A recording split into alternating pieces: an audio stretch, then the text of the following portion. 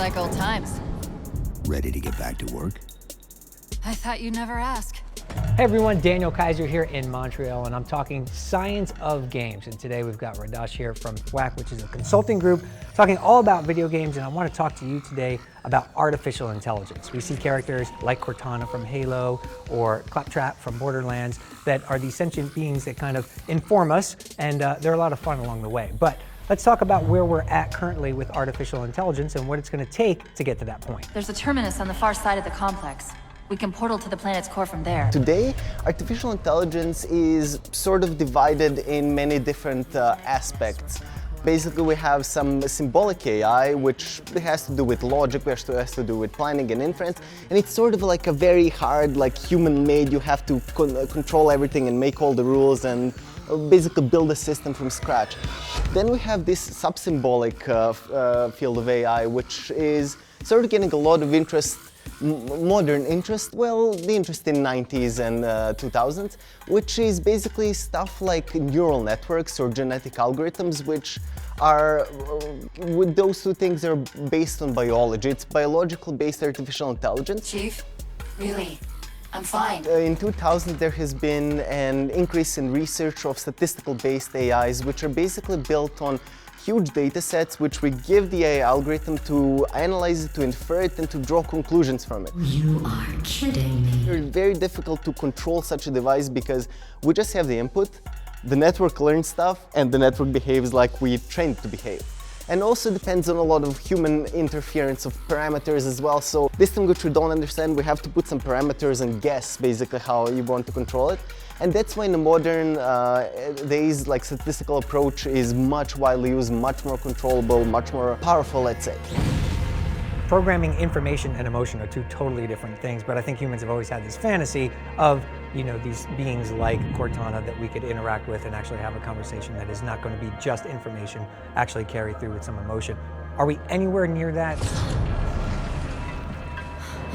Basically, Cortana is constructed by scanning a human brain, scanning all how the electrons move through the brain, how they propagate, and basically the network of the brain, and we digitalize it. And apparently that is enough to trap an intelligence and put it in a machine. But today we actually did construct a neural network with 100 billion neurons. It's about 5 times the number of the neurons than in the human brain. And we had this idea that if we put all these neurons together, intelligence is gonna come. It appears that this network didn't do much because it's not enough to just put neurons and link them together by randomly and have intelligence. Like, before we fully understand how the brain communicates with itself, it's going to be very, very difficult to use this approach of brain scanning to make an artificial intelligence. The artificial intelligence technology is there. We have the concept, the mathematical concept of intelligence, but we lack the proper data. We lack the proper tools to scan the brain, to transfer it.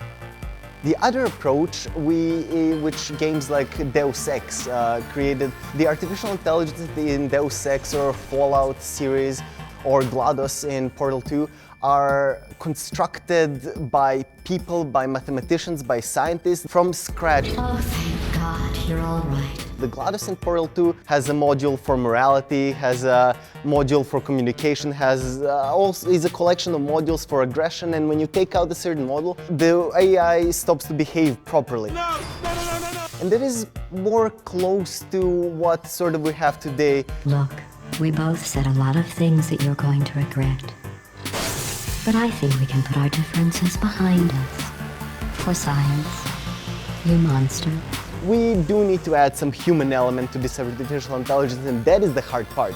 Not the analysis of data, not prediction of the future, but basically mimicking and being believable, because when I look at you, I have so many cues from your muscles, from your face, from your body, which I infer emotions, and if you look at a CG character, no matter how realistic it is, you immediately see that something is off, that this is not super real person, some small detail.